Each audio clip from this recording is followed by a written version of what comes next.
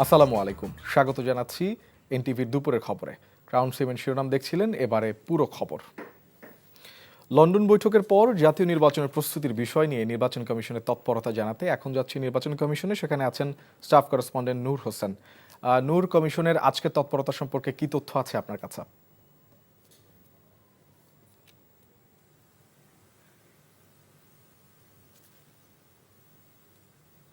এবং প্রথম কর্মদিবসেই প্রধান নির্বাচন কমিশনার সহ অন্যান্য নির্বাচন কমিশনার যারা রয়েছেন তারা সবাই অফিসে এসেছেন এবং তারা প্রধান নির্বাচন কমিশনার সহ নির্বাচন কমিশনের যে কর্মকর্তা কর্মচারীরা রয়েছেন তাদের সবার সঙ্গে মত বিনিময় করেছেন।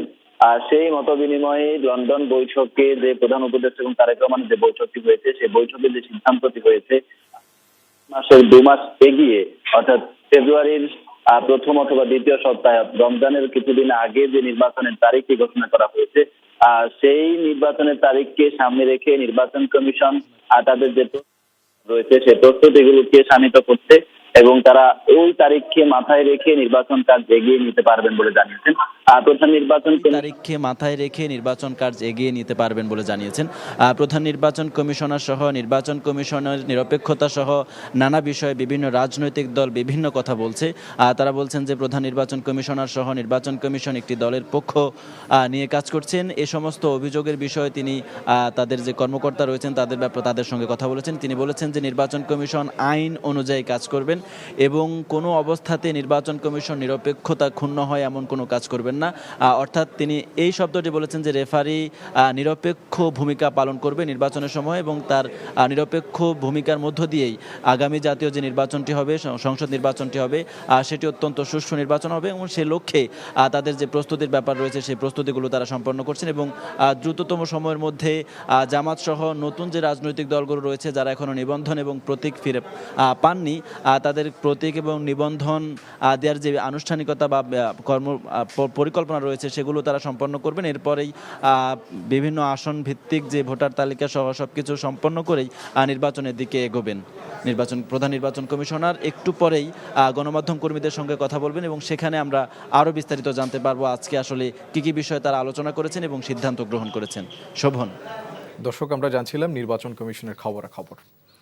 রংপুরের বেগম রোকেয়া বিশ্ববিদ্যালয়ের ছাত্র আবু সাইদ হত্যা মামলার তদন্ত প্রতিবেদন 14 জুলাই দাখিলের নির্দেশ দিয়েছে আন্তর্জাতিক অপরাধ ট্রাইব্যুনাল। এছাড়া গাজীপুরের কোনাবাড়িতে কলেজ ছাত্র হৃদয়কে গুলি করে হত্যা এবং যাত্রাবাড়িতে হত্যা মামলায় তদন্ত প্রতিবেদন 17 আগস্ট দাখিলের নির্দেশ দিয়েছে ট্রাইব্যুনাল। এর আগে সকাল 10টায় রংপুরের বেগম রোকেয়া বিশ্ববিদ্যালয়ের ছাত্র আবু সাইদ হত্যা মামলায় ট্রাইব্যুনালে হাজির করা হয় এসআই আমির হোসেন, কনস্টেবল সুজন চন্দ্র রায়, ছাত্রলীগ নেতা শফিকুল ইসলাম ও ইমরান হোসেনকে। এরপর বিচারপতি গোলাম মুর্তুজা মজুমদারের নেতৃত্বাধীন 3 সদস্যের ট্রাইব্যুনালে এর উপর শুনানি হয়। এদিকে গাজীপুরের কোনাবাড়ি থানার পাশে কলেজ ছাত্র হৃদয়কে গুলি করে হত্যা মামলায় কোনাবাড়ি থানার সাবেক ওসি KM আশরাফ উদ্দিন সহ 5 জনকে ট্রাইব্যুনালে হাজির করা হয়।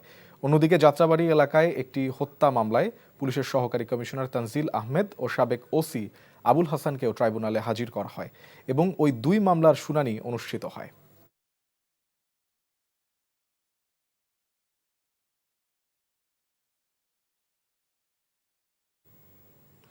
10 দিন বন্ধ থাকার পর খুলেছে সরকারি অফিস আদালত। ঢাকা ফিরেছে চিরচেনা রূপে। রাজধানীর শাহবাগ এলাকায় আছেন স্টাফ করেসপন্ডেন্ট শফি মাহমুদ সাগর। আমরা চলে যাচ্ছি তার কাছে। সাগর, দীর্ঘদিন পর এই যে অফিস আদালত খুলেছে, রাজধানীর কর্মব্যস্ততা কেমন দেখছেন?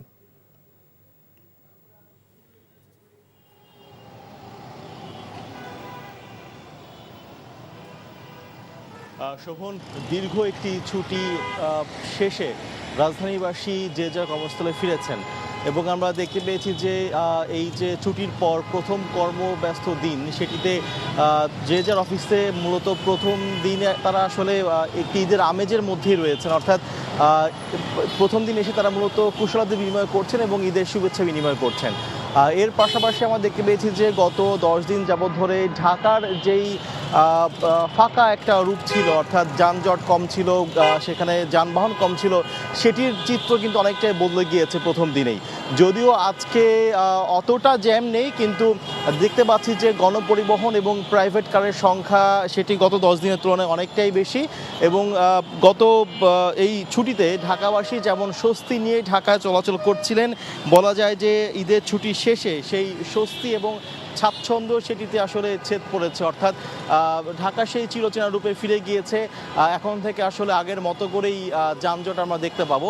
আমরা দেখতে পেয়েছি যে ব্যাংক পাড়াগুলো, সরকারি অফিস কিংবা বেসরকারি অফিসগুলোতে সেখানেও তাদের যে নিয়মিত কর্মকাণ্ড সেটি শুরু হয়েছে। এবং তারা যেটি বলছেন যে এই একটি দীর্ঘ ছুটি শেষে তারা পুনরায় কাজে যোগ দিয়েছেন এবং এই ছুটিতে তাদের আসলে অনেকটাই তাদের মন সতেজ হয়েছে বা চাঙ্গা হয়েছে। তারা দ্বিগুণ উৎসাহে আরও কাজে মনোযোগ দিতে পারবেন। এবং একই সাথে আমরা দেখতে পেয়েছি যে যেহেতু এখনও ঈদের ছুটি শেষে স্কুল কলেজ সবগুলো খোলেনি, তাই শিক্ষা প্রতিষ্ঠানের সেই প্রতিষ্ঠানগুলোতে চাপ না থাকায় রাস্তায় যানজট কিছুটা কম রয়েছে। তবে আগামী 2-1 দিনের মধ্যেই হয়তোবা আমরা ঢাকার যেই প্রতিদিনকার চিত্র, যে সকাল থেকেই কর্মব্যস্ত রাজধানী, সেটি দেখতে পাবো। তো প্রথম দিনের কর্মব্যস্ত দিন নিয়ে এই ছিল সবশেষ। শোভন। দর্শক, সহকর্মী শফি মাহমুদ সাগর জানাচ্ছিলেন কর্মব্যস্ত রাজধানী খবরাখবর। ডেঙ্গু ও করোনা আক্রান্তের সংখ্যা পর্যায়ক্রমে বাড়ছে বলে জানিয়েছেন ঢাকা উত্তর সিটি কর্পোরেশনের কোভিড ডেডিকেটেড হাসপাতালের পরিচালক তানভীর আহমেদ। রাজধানীর মহাখালীতে কোভিড ডেডিকেটেড হাসপাতালে করোনা ভাইরাসে আক্রান্ত রোগী ভর্তি আছেন 14 জন, আর ডেঙ্গু আক্রান্ত রোগী ভর্তি 10 জন। তবে করোনার উপসর্গ নিয়ে পরীক্ষা করাতে আসা মানুষের ভিড় বাড়ছে। হাসপাতাল কর্তৃপক্ষ জানায়, করোনার এবারের উপসর্গ আলাদা ধরনের, তাই রোগীদের সেবা প্রদানে আইসিইউ সহ নিরবিচ্ছিন্ন অক্সিজেন সরবরাহের ব্যবস্থা করা হয়েছে। ডেঙ্গু রোগের প্রকোপও বাড়ছে বলে জানান চিকিৎসকরা। প্রচণ্ড জ্বর, গলা ব্যথা ও হাঁচি কাশিতে রোগীরা আক্রান্ত হয়ে ভিড় করছেন ডেঙ্গুর আলামত পরীক্ষায়।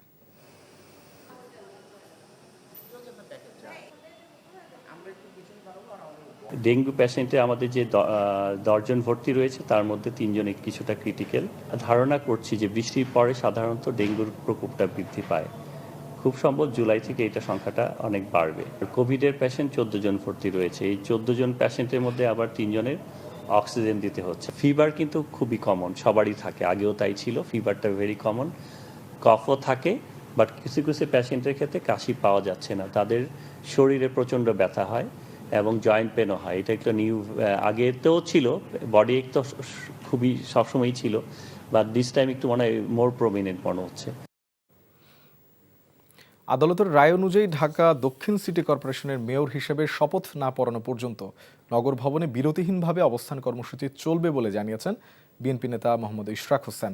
সকালে ঢাকা দক্ষিণ সিটি কর্পোরেশনের নগর ভবনে অনুসারীদের অবস্থান কর্মসূচিতে যোগ দিয়ে তিনি কথা বলেন। উন্নয়ন কর্মকাণ্ড পরিচালনা করা কর্মকর্তারা অফিস করতে পারবেন না জানিয়ে তিনি বলেন, জন্ম নিবন্ধন সনদ সহ দৈনন্দিন জরুরি সেবা চালু থাকবে। ভবিষ্যতে সরকারের বিরুদ্ধে আইন ও সংবিধান লঙ্ঘন করার অভিযোগ উঠবে দাবি করে ইশরাক হোসেন সরকারকে দ্রুত এই বিষয়ে সমাধান করার আহ্বান জানান। এদিকে প্রধান ফটক তালাবদ্ধ করে নগর ভবন অবরুদ্ধ করে রাখার ফলে নাগরিক সেবা থেকে বঞ্চিত হয়ে বিপাকে পড়ছেন নগরবাসী।